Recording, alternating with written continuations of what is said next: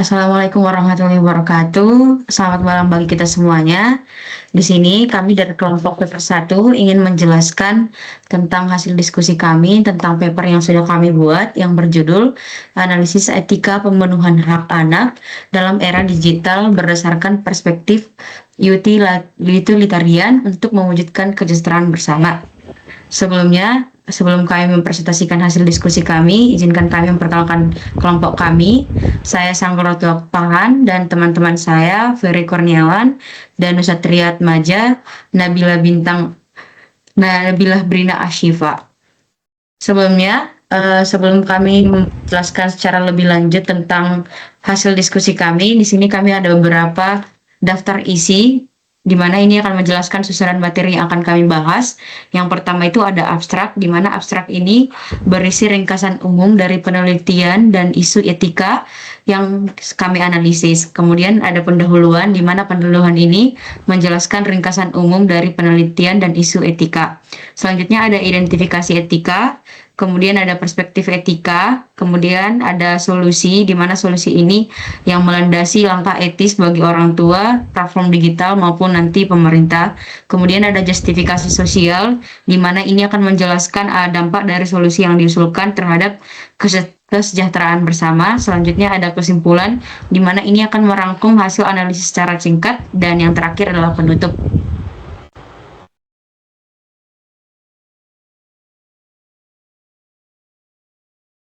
Baik, di sini ada abstrak. Nah, bisa dilihat di sini juga, abstrak itu adalah kayak gambaran umum dari sebuah papernya. Nah, bisa dilihat ada perkembangan teknologi digital mempengaruhi tumbuh kembang anak, baik dalam aspek pembelajaran, sosial, maupun keamanan data pribadi.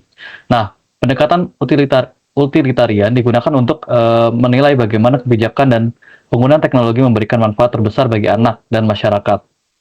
Nah, studi ini menyoroti tantangan seperti privasi data, konten tidak pantas, dan kecanduan, serta menawarkan kebijakan berbasis kesejahteraan kolektif dalam mendukung perkembangan anak secara aman dan produktif.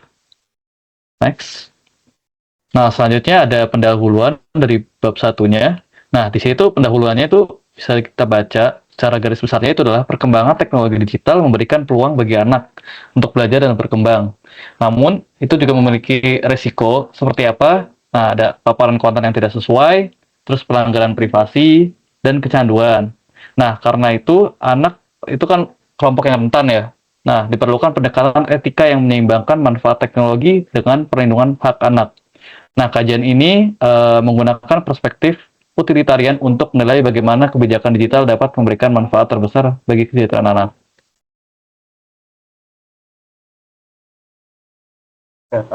Untuk pada slide ini kita akan mengidentifikasi dari ke-6 tantangan etika utama dalam pemenuhan hak anak di era digital. Untuk ininya yang pertama itu adalah paparan konten yang tidak sesuai usia, di mana risiko paparan kekerasan ataupun pornografi. Yang kedua itu ada privasi data, kekhawatiran tentang pengumpulan data pribadi tanpa transparansi dan risiko penyalahgunaan. Terus yang ketiga itu adalah kecanduan teknologi, di mana penggunaan berlebihan yang mengganggu kesehatan mental dan fisik serta interaksi sosial. Terus yang keempat, cyberbullying dan kekerasan digital. Anak dapat menjadi pelaku ataupun korban dari kekerasan virtual. Terus yang kelima, kesenjangan akses, di mana memperlebar ketidaksetaraan dalam kesempatan belajar menggunakan digital divide.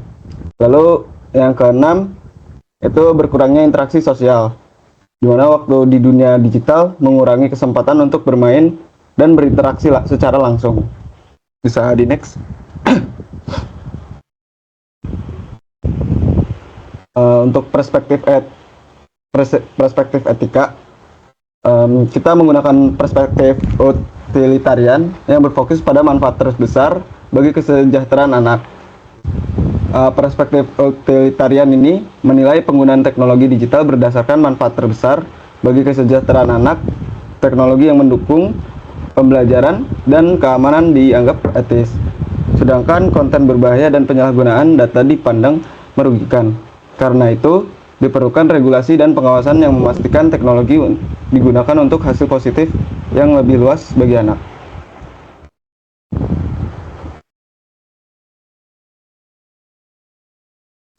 Izin untuk melanjutkan, di sini terdapat beberapa solusi yang dapat diterapkan, yaitu pertama, penguatan regulasi. Jadi perlindungan anak, penguatan regulasi yang melindungi privasi anak dan membatasi konten tidak pantas di dunia maya yang sangat penting untuk melindungi anak dari eksploitasi dan paparan konten yang berbahaya. Yang kedua yaitu kolaborasi multi pihak, yaitu kolaborasi antar orang tua, pendidik, perusahaan teknologi, pembuat kebijakan, dan penegak hukum sangat penting untuk meningkatkan keamanan anak-anak di dunia digital. Melalui platform berbagi pengetahuan, kampanye edukasi, sistem pelaporan terpadu, dan penggunaan teknologi canggih seperti AI, para pemangku kepentingan dapat bersama-sama mengatasi risiko seperti perundungan cyber dan eksploitasi. Yang ketiga yaitu literasi digital sejak dini. Jadi edukasi literasi digital sejak dini penting untuk membekali anak-anak dengan pemahaman teknologi yang bijak. Yang keempat yaitu pengembangan teknologi ramah anak. Jadi teknologi ramah anak sangat penting untuk melindungi hak anak di dunia digital dengan menciptakan platform yang aman, mendidik, dan bebas dari konten yang berbahaya. Yang kelima yaitu mendorong keseimbangan aktivitas.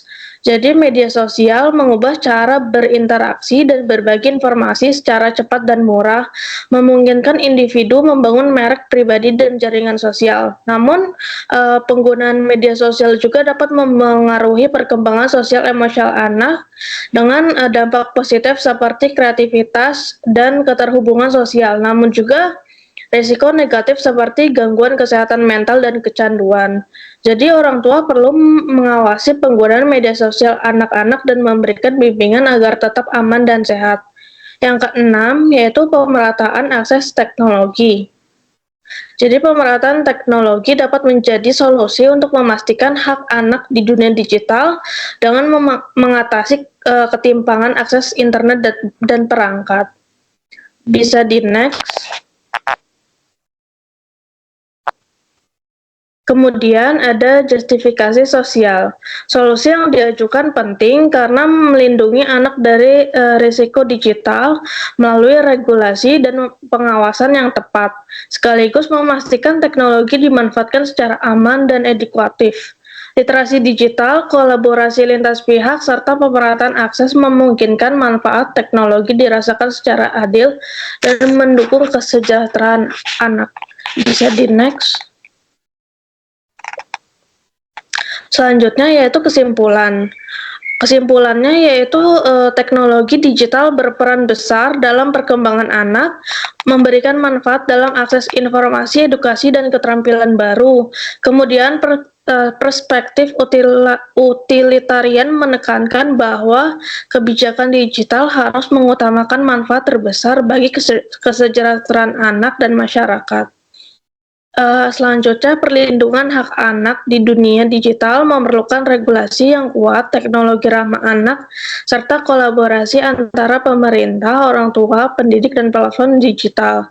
Literasi digital dan pemerataan akses diperlukan agar semua anak dapat memanfaatkan teknologi secara aman dan inklusif. Baik. Sekian dari presentasi analisis etika pemenuhan hak anak dalam era digital berdasarkan perspektif utilitarian untuk mewujudkan kesejahteraan bersama. Mungkin kurang lebihnya mohon maaf. Assalamualaikum warahmatullahi wabarakatuh.